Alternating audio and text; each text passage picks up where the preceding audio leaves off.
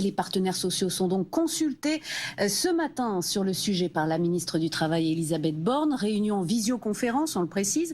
Julien Gall, vous êtes au ministère du Travail. Côté salarié comme côté employeur, beaucoup de questions se posent.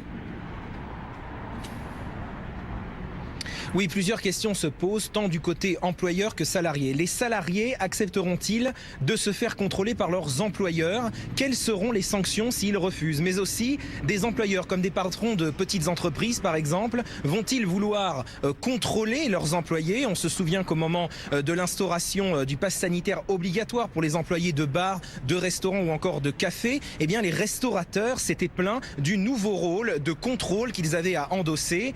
Et puis enfin, il y a les problèmes pratiques. Comment contrôler un salarié qui est souvent en déplacement, par exemple, qui n'a pas de bureau physique, ou bien encore comment contrôler les salariés de certains secteurs, comme les secteurs du service à la personne ou encore du bâtiment. Merci Julien Gall. Pour l'instant, en France, peu de restrictions pour les vacances de Noël. Détail avec Julien Gall. Face au variant Omicron, la France joue la carte de la vaccination, s'en tenant à la fermeture des discothèques et aux incitations à la prudence. Pourtant, d'autres pays en Europe se referment petit à petit. Au Royaume-Uni, où Omicron est dominant, le gouvernement britannique a annoncé ne pas exclure de nouvelles restrictions pour Noël.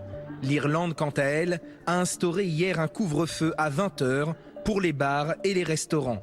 Fermeture également des lieux de restauration et de culture aux Pays-Bas, où les habitants ne sont désormais autorisés à recevoir chez eux que 2 personnes, sauf du 24 au 26 décembre et pour le Nouvel An, où 4 personnes maximum sont autorisées.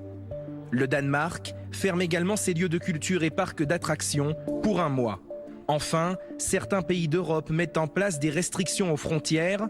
L'Allemagne impose une quarantaine aux voyageurs français, britanniques et danois non vaccinés.